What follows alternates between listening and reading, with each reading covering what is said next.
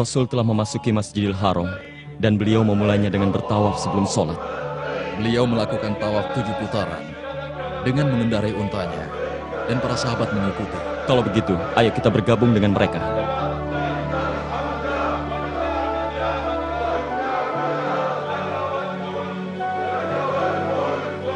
Perhatikan Rasul di sana.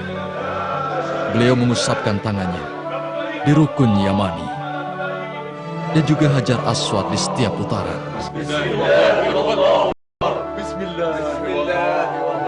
Dan dengarkan mereka mengikuti apa yang beliau ucapkan sebagai ungkapan rasa percaya apa yang beliau katakan dan rasa keimanan kepada Allah.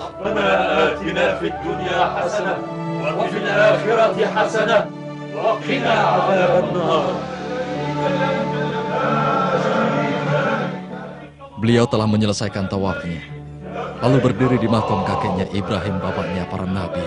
Setelah itu, sholat di sana 2 rakaat. Di rakaat pertama setelah membaca Al-Fatihah, Qul ya ayyuhal kafirun. Dilanjutkan, Qul huwallahu ahad. Di rakaat kedua, Ayo kita tawaf, setelah itu kita sholat. Lalu kita bergabung dengan Rasul dan jamaah haji yang lain untuk melaksanakan sa'i dari Sofa ke Marwah.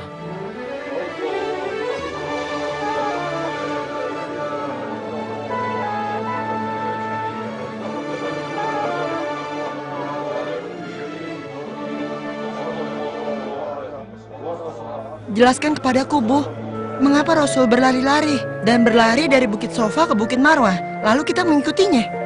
Ampuni dan kasihanilah aku ya Allah. Engkaulah yang maha perkasa dan termulia. Ya Tuhanku, ampunilah dan kasihanilah diriku.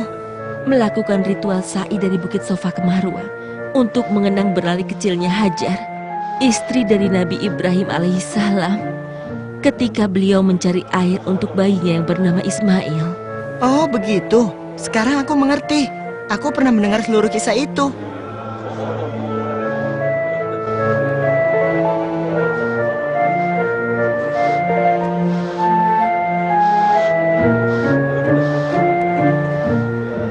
Ayo kita bertahlul dahulu, karena kita sudah menyelesaikan ibadah ihram kita. Tetapi ayah belum kembali. Apa sebaiknya kita menunggunya? Ayah harus tetap berpakaian ihram sampai dia selesai melaksanakan ibadah haji. Apa aku juga harus memotong rambutku seperti yang dilakukan mereka? Iya, dan setelah itu kamu bisa berganti pakaian. Semoga Allah menerima umroh kalian. Dan bagi siapa yang hendak berhaji bersama Rasul, hendaknya dia bersiap-siap esok untuk menuju Mina untuk menyelesaikan ibadah hari Tarwiyah bersama Nabi Muhammad SAW melewati padang Arafah. Kita berwukuf di sana pada tanggal 9 Zulhijjah hingga terbenamnya matahari. Dan wukuf ini adalah rukun haji yang paling penting karena haji adalah wukuf di Arafah. setelah matahari terbenam, Nabi Muhammad SAW singgah di Musdalifah, bermalam di sana dan sholat subuh di sana. Kemudian berangkat ke Mina dan di sana kita melontar jumroh.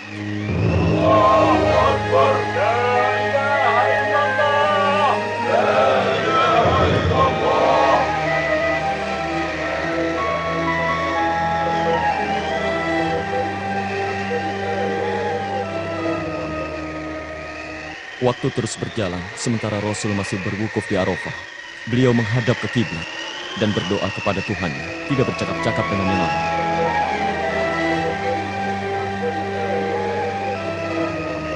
Rasul yang mulia baru saja menerima wahyu dari Allah. Apa bunyi firman itu? Bismillahirrahmanirrahim.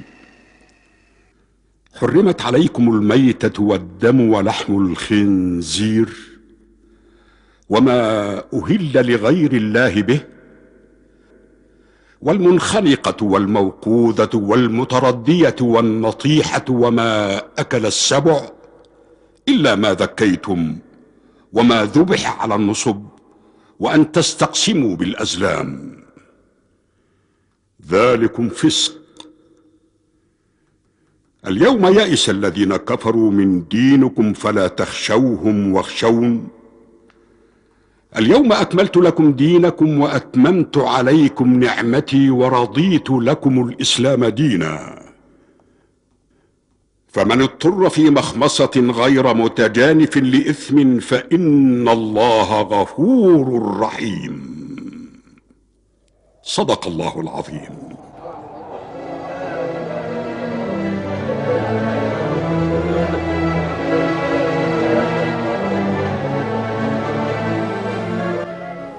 Lihat ya, Ya, Rasul sedang turun dari untanya Qaswah dan Rasul sedang memanjat bukit itu. itu memang benar anakku. Sesungguhnya beliau hendak menyampaikan khutbahnya kepada kaum muslimin. Ayo kita ke sana. Kita harus mencari tempat untuk mendengarkan khutbah beliau. Ayo istriku, kita jangan sampai ketinggalan. Wahai kaum muslimin, ayo berkumpullah untuk mendengarkan khutbah Nabi Sallallahu Alaihi Wasallam.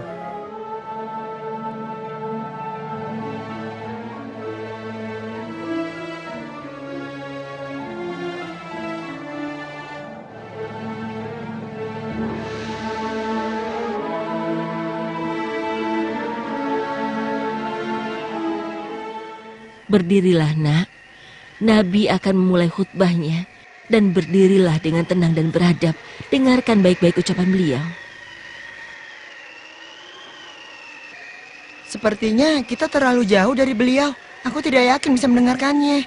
Jangan cemas anakku, nanti akan ada orang yang berdiri di dekat beliau dan mengulangi apa yang beliau ucapkan dengan teriakannya agar semuanya bisa mendengar. Lagi pula lembah ini menghasilkan gema kan, Bu? Nabi memuja dan memuji Allah. Kemudian beliau bersabda, "Wahai manusia, dengarkanlah ucapanku.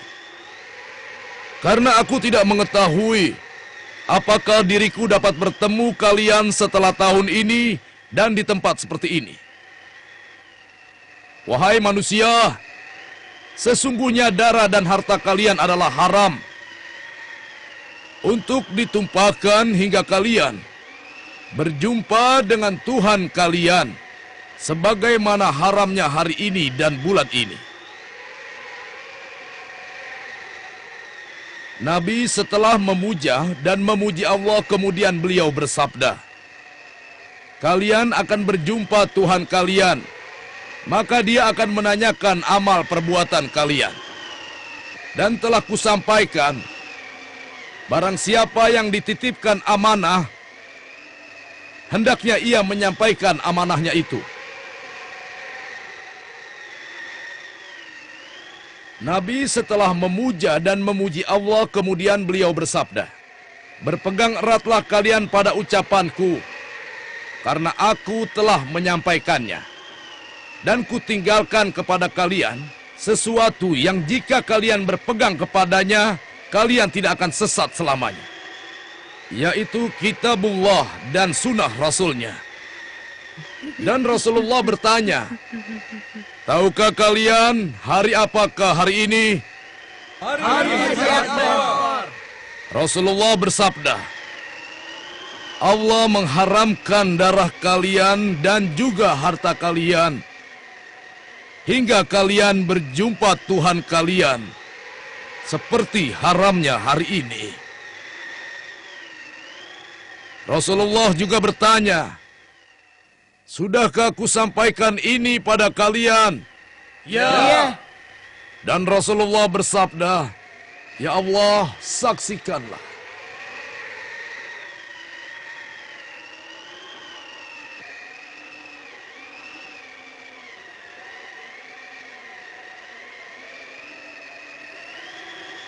Ibu, Ayah, betapa besar pengaruh khutbah Rasul pada kalian ya. As-Siddiq menangis dan mengatakan bahwa dirinya merasakan risalah Nabi sudah selesai dan hari-harinya semakin dekat. Demi Allah, inilah hujatul Islam yang mana Allah sempurnakan saat itu agamanya. Dan juga Hujatul Balag, yang mana saat itu Nabi menyempurnakan tablignya kepada manusia seperti yang Tuhan perintahkan padanya. Rasulullah Shallallahu Alaihi Wasallam mengizinkan mereka yang lemah fisiknya, laki-laki atau perempuan, untuk berangkat ke Mina lebih dulu. dan melontar jumroh sebelum fajar tiba untuk menghindari desak-desakan.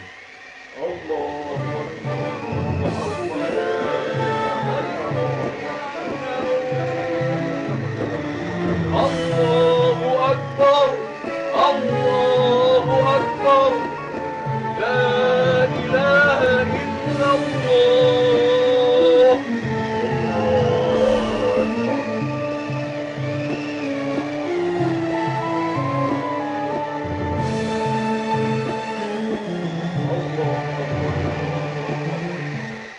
Rasulullah bersabda, "Ambillah dariku tata cara ibadah kalian. Kalian akan berangkat ke Mina, lalu kalian melontar jumroh Aqobah dengan 7 batu kecil.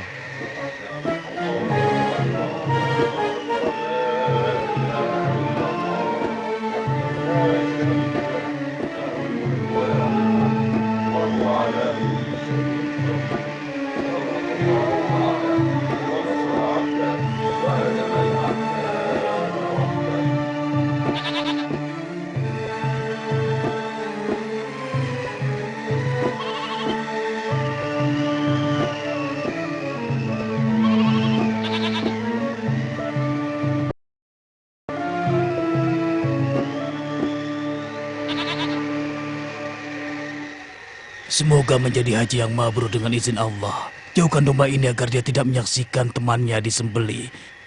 Begitulah yang Rasulullah Shallallahu Alaihi Wasallam perintahkan pada kita. Alaihi salatu wassalam. Anda benar penyembelih hewan. Memang demikianlah cara Rasulullah mengorbankan hewannya, yang terdiri dari 100 ekor unta, menyembelih 63 unta, sebagai ganti 63 tahun kehidupan beliau. Dan Ali bin Abi Thalib menyembelih sisanya. Sekarang ambillah upah Anda sebagaimana Rasulullah ajarkan. Dan bila dengan ini diriku menafkahi Anda, maka kuniatkan karena Allah. Rasul memerintahkan pada kalian semua untuk berangkat ke Baitullah dan melakukan tawaf ifadah, lalu kembali ke Mina.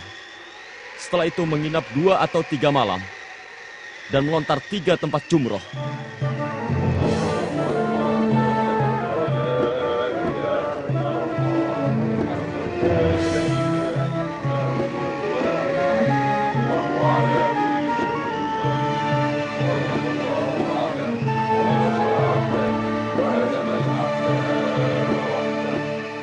Rasul Shallallahu Alaihi Wasallam telah menyelesaikan hajinya, dan setelah ini beliau akan segera kembali ke Madinah.